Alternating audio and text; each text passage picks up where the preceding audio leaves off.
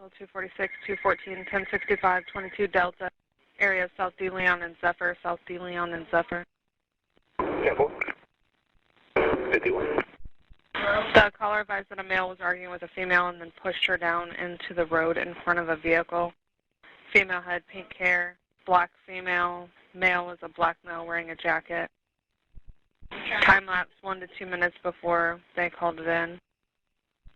214 to 246. Go ahead. I guess she's advising that this male ran behind some houses to the next street south of Gibson, which I think is W.C. Stafford. It's Kenilworth. Should be a black male with dreadlocks, blue jeans, and a black jacket. Officers on scene had confirmation of the name of the suspect at 7:06 p.m. Just seconds after that, we checked out with the first person matching the description. He was detained and released. 227 times, well, Sunday 51 to the 22D. 10-4. 227 times, well, 1097 area. 1909. At 7:10 p.m., we had a second male stopped at the corner of De Leon Avenue and Zephyr Lane. Officer Josh Payne attempted to stop a subject later identified as James Lowery on Craig Avenue, just south of Queen Street.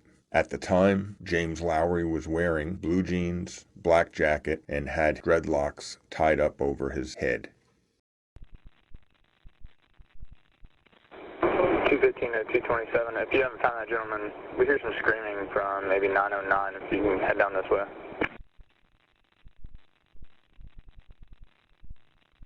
I got a guy over here on Foot pursuit.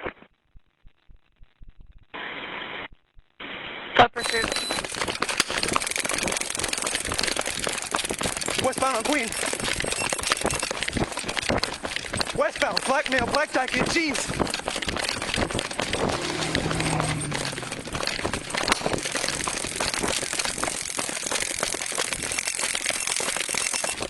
On Gale. Stop running. Stop reaching your pocket.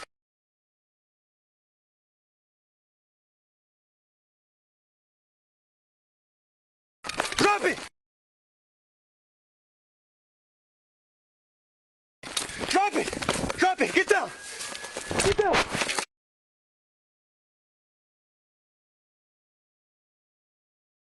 No ladder.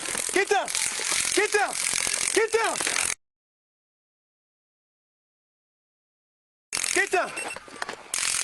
Hey, he's running. He's running.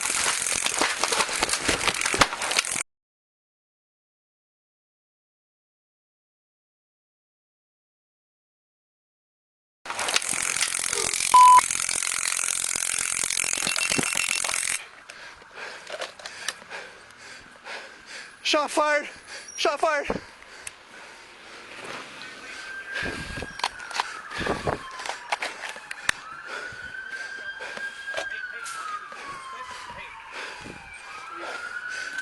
We're good. Calm down. Hey, listen, calm down. Calm down. Look out. Hey, come here. Listen to me. Get lethal cover. Payne, get lethal cover on this male right now. What do you want? Get lethal cover on this guy. You're good. Hey, listen, I need you to focus right now, okay, brother? Payne, focus. I got him. I got you. Payne, focus for me, okay? Stand by for 1 second, please. You're good. You're good. Hey, holster. I'm with you. I'm with 227. We're at Gale. The address on Gale is 1520. Roll medical for the suspect. Hey. Stay with me. 10-4.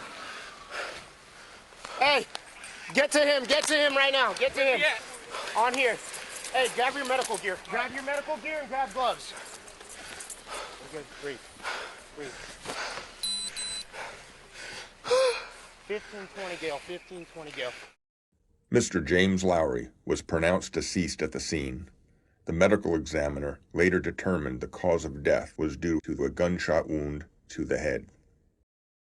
Officer Josh Payne has been with the Titusville Police Department since July 6, 2020. During that time, Officer Payne has handled 4,152 calls for service. He has taken 224 police reports, has had 783 traffic stops, 79 arrests, and only 7 use of force reports. At the point the officer first observed James Lowery, he did have the legal right to stop and detain him for identification purposes. Just prior to Officer Payne stopping Lowery, 2 other individuals were stopped, provided proper identification, and were immediately released. During the foot pursuit, Officer Payne attempted to stop Lowery using a taser numerous times. When Lowery was reaching into his pockets, it clearly raised the officer's threat concerns, which caused him to draw his firearm. While the investigation determined that Lowery was not involved in the initial domestic violence call, it appears that he aggressively resisted arrest because of the amount of drugs on his person, which could have resulted in significant charges against him.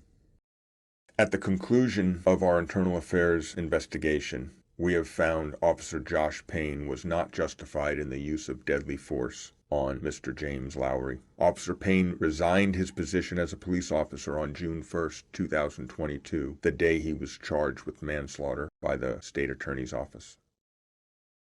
In conclusion, now that the FDLE investigation and our internal affairs investigation are both complete, we will be able to release all public records. Officer Josh Payne was found to have violated several Department General orders, to include unnecessary use of deadly force. So how did this happen?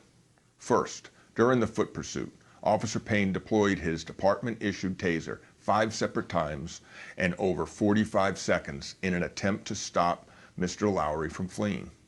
Our training specifically details that if a technique does not give the desired result, then we must change our response to that resistance. Second, we believe that Officer Payne was alerted to Mr. Lowery first by reaching into his pocket and then by pulling an item out. Officer Payne's voice went up an octave, stating, "Drop it," 3 separate times. Officer Payne then drew his firearm, holding it in his left hand, while still holding and activating his taser with his right hand. Although Officer Payne's decision to draw his firearm based on Mr. Lowery's actions was sound, our training specifically addresses transitioning from one tool to another. At no time do we train our officers to operate both taser and a firearm at the same time. Lastly, Mr. Lowery had dreadlocks and was wearing blue jeans and a black jacket, the exact description of the domestic violence suspect just 15 minutes prior and only 700 feet away. Officer Payne had a legal right to detain Mr. Lowery and gave him a lawful order to stop. Mr. Lowery's decision to run away from Officer Payne and physically resist his lawful orders to stop also contributed to this incident.